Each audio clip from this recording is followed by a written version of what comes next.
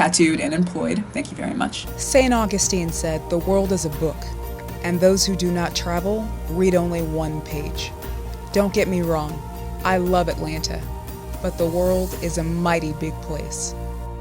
Good morning, veggie enthusiasts. Today I am starting late, slept in, took 2 sleeping pills to make sure that I could stay asleep, and that worked. And I'm going to do some laundry now this morning. Hopefully there's no one in the laundry room. The plan for today is just pretty much laziness. Russ and I made a run last night to the Whole Foods. It's not Whole Foods, but it's the Cairo Whole Foods. So I could find something to eat this morning. Usually what happens in the morning is that he'll actually make fava beans and tomatoes, diced tomatoes, just cook them up and just put them in a bowl. And that's delicious. But this morning he was running, so and he knew that. So yesterday we went to go get me some breakfast. What I found were granola chocolate, pieces of chocolate. That's the name of this cereal. I turn over on the back. Okay, turn on the back. On the surface, the ingredients look to be vegan. I hope that it's vegan. I hope that the chocolate's vegan. It gave the ingredients in the chocolate. It didn't say there was any milk anywhere in the chocolate, so hopefully that's good. And also picked up some soy milk, and soy milk is by far not my favorite. I like almond milk or, just got it out of the refrigerator. I like almond milk or coconut milk, but when that's not available, you just make do. And the first thing of soy milk that I picked up yesterday had collagen in it, and so it said contains collagen from fish. I didn't know collagen came from fish, but I put that back and then picked up this, which seems to be vegan. Lactose soy. So anyway, I'm going to pour myself some milk and some cereal. Alright, so I got me some cereal. Looks awesome. Absolutely delicious. So let's go out here. As you guys see, Russ's tiny balcony.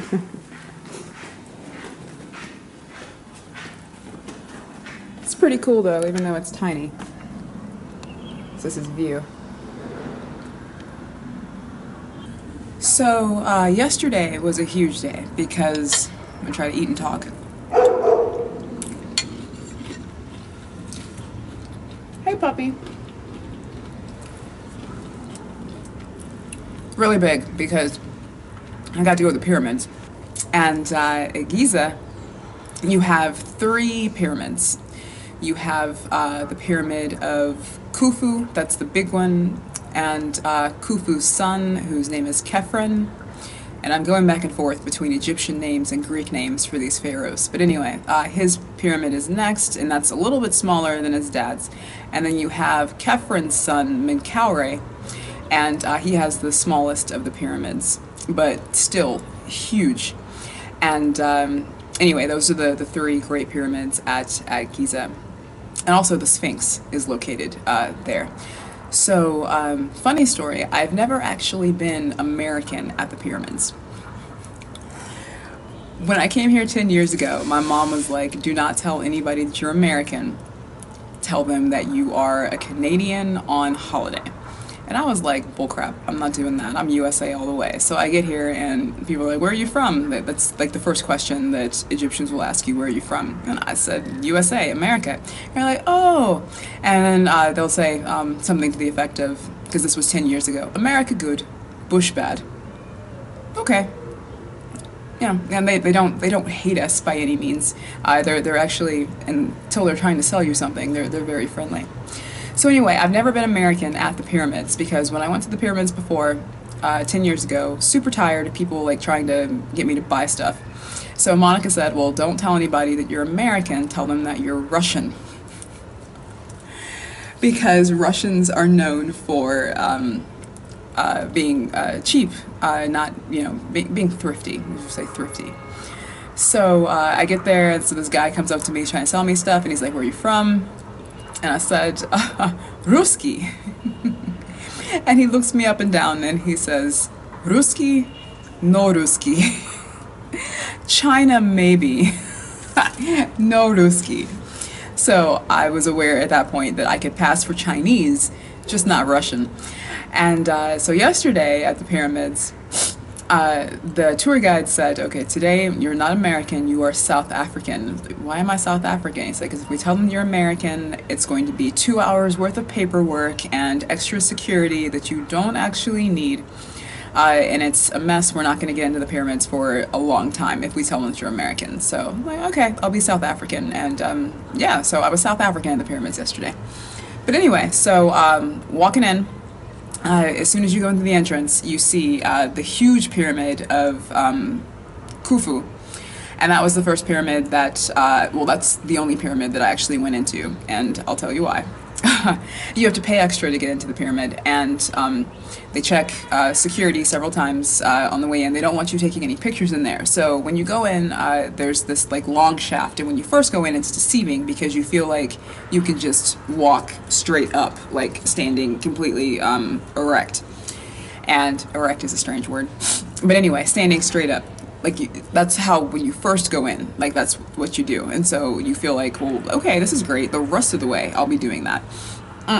After you get maybe 10 feet in or so, it's crouch time. So you're down practically on all fours. The rest of the shaft going up, and there's no air in there, so you're super hot and you're getting crazy sweaty, like it's just stupid sweaty, and this is a long way to be crouched down, and particularly for somebody like me who's relatively tall. And it was just very uncomfortable, and I had a hard time breathing. It's like a sauna, but worse than a sauna because you're crunched like this. So anyway, that was not pleasant, but kept going. Like I'm thinking about my Aunt Dee. My Aunt Dee passed away of cancer not too long ago. And she wanted to travel everywhere. In fact, we had planned my trip to Spain together, but she was too sick, and then she passed away shortly after I got back from Spain. But anyway, I think about her when stuff gets like that, and I'm like, my Aunt Dee, she would really like to do this, so I'm not going to turn around. I'm going to keep going, even though I would have liked to turn around. So eventually I get to an area where you can stand back up again, but that's when the stairs get like super steep and you have to climb up to get onto the stairs, and that's just it. Yeah, it was very unpleasant. Let's just say that. And I couldn't take any pictures until I got to the top. I don't know if you guys have seen Indiana Jones and the Last Crusade. I know it's an old movie, but when he goes to the area, which I supposedly like they shot it at Petra, but anyway, he goes all the way to the back of this like cavern after he goes through like a maze to get there, and there's a freaking crusader. So there's like 1,000-year-old crusader just hanging out back there. So that's what I thought of when I got up to the top, because there's like an ancient Egyptian just hanging out in there. Like he's dressed like an ancient Egyptian. I guess he's supposed to be there to make sure no one does what they're not supposed to do in there, which is take pictures.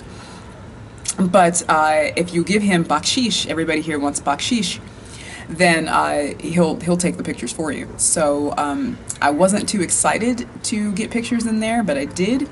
And the pictures are hideous. Oh my God, because I have been through what's 10 times worse than a sauna. And just profusely sweating, just gross. I almost didn't even want to take the pictures because I looked so badly. I know I did, and I felt awful. But anyway, I did.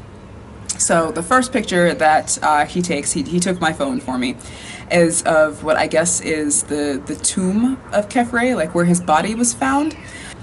And then he took a picture of me in front of the tomb. That picture doesn't look horrible. Like it could look a lot worse. I had to pull up my hair because I just got my hair permed, and I was like, now I'm gonna be sweaty and dadgummit. But anyway, so yeah, that doesn't look terrible in front of the tomb. And then he, I guess, wanted me to dress or appear to be a mummy. I guess that's how they found the bodies of the mummies, with the cross, their hands or arms crossed. So he had me take that picture in front of the tomb.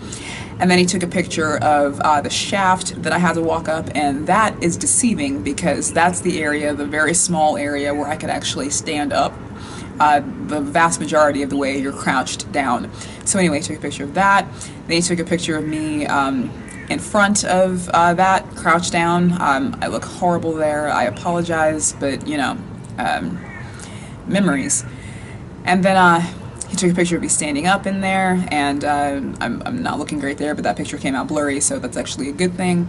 And then in this next picture, which I hesitate to show you guys, don't make fun of me.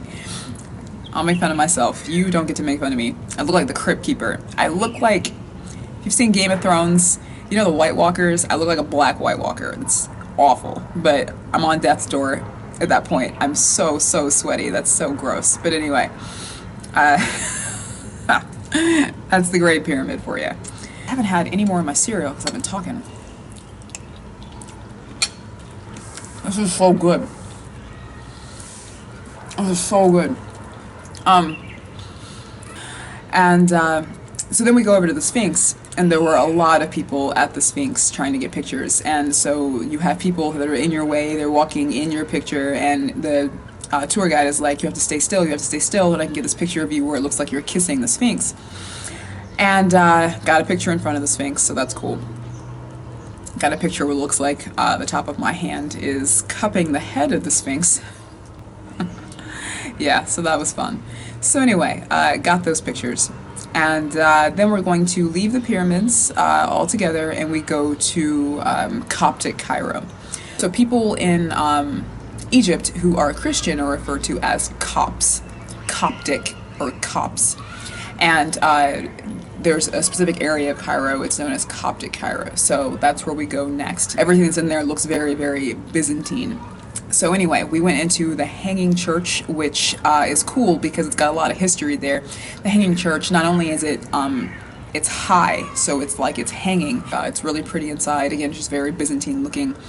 The tour guide at that point started, like previously he had been saying a lot of they this, they that, and then when we got inside of the Hanging Church, he started explaining Coptic Christianity, what that means. And he started saying we this and we that, and that's when I was like, oh, okay, so he's a Copt. That's cool. And come to find out, the Copts, they fast, and when they fast, it's called Siyam, and when they fast, they're vegan. So what I'm going to try if I ever go out to eat, for the past couple of days, Russ has been cooking stuff. He has a garden, so he's been making things out of his garden. But if I ever get out to eat, I'm going to try to say Siyam, which, because they don't really have a concept of veganism here, but they do understand when the Copts fast. So I'm going to try to say that and see if that gets me anywhere. And then we went to the Citadel of Saladin, which a citadel is it's like a fortress. We also saw at the same site the Alabaster Mosque, which the Alabaster Mosque is not alabaster. Like it's alabaster, but it's not white. They need to clean it because it looks like it's a golden brown. Like they should call it like the deep fried mosque, because that's what it looks like. But anyway, it's pretty on the inside. You have to take off your shoes before you go into any mosque. So took lots of pictures in there. There were some people in there who were praying, and it was beautiful to see. It was really, really nice. So we leave there, and he takes me to, I think it's called Moaz Street. And this is probably the most historic street in Cairo, because you have a huge bazaar. They call it a bazaar. That's like an open marketplace where people, you can buy anything. Like it's like Walmart, but different in the sense that you negotiate your price with somebody. They haggle you to death, and if you don't haggle, then you'll end up overpaying. And there are mosques on the streets. Also, if you've been looking at my hand, I got this done there. So yeah, tattooed and employed. Thank you very much. So again, today is my lazy day. I am doing laundry. I'm going to go meet Russ for luncheon that he wants me to meet some of his colleagues. And then after that, I have no idea what's going to happen, but I'm not planning because today's just like rest and relaxation, just R&R. And then I'll figure out what I'm going to do tomorrow.